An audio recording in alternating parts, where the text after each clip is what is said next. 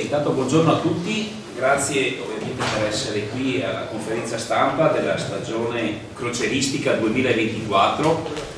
Sapete, ricorderete benissimo che il 2022 è stato l'inizio delle prime crociere, poi il 2023 c'è stata una presenza importante di crociere che sono arrivate nella nostra città e nel 2024, come diceva prima il presidente di VTP, che ci sarà anche un piccolo aumento, quindi non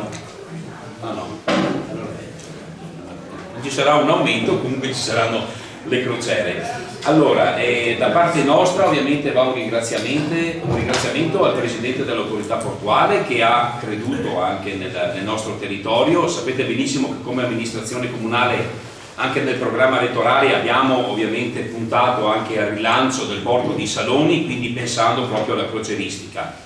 che porta nella nostra città anche un nuovo tipo di turismo che prima non avevamo, quindi sono persone che vengono da fuori, chiaramente, che possono visitare la nostra città, conoscere le sue bellezze, mangiare anche dell'ottimo pesce e quindi tutta una serie di attività che stiamo anche cercando di mettere in atto, grazie anche poi a tutti i workshop che sono stati organizzati grazie all'investimento dell'autorità portuale. Ringrazio chiaramente anche il presidente di VTP che ha ovviamente la gestione diretta poi di tutti gli scali all'interno del nostro porto di Saloni, ma quello che ci tenevo ovviamente a dire è che con queste crociere chiaramente la nostra città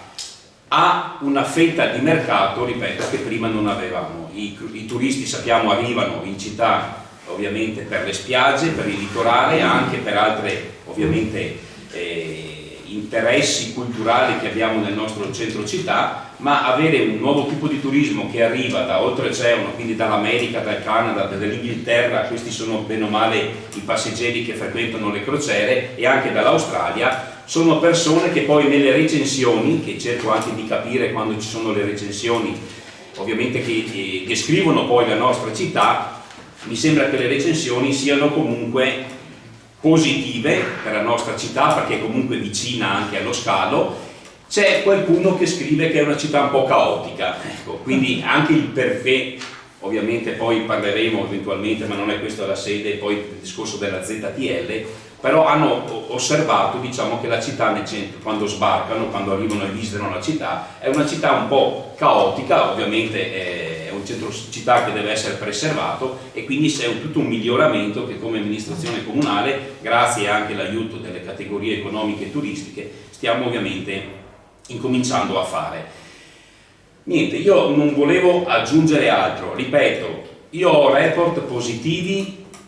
dalle attività commerciali perché molti di questi turisti entrano e spendono nella nostra città. Adesso il volume di affari esattamente non lo conosco, lo dico sinceramente, però parlando con dei negozianti che hanno determinati articoli mi hanno detto che stanno lavorando, grazie anche, hanno un'aggiunta diciamo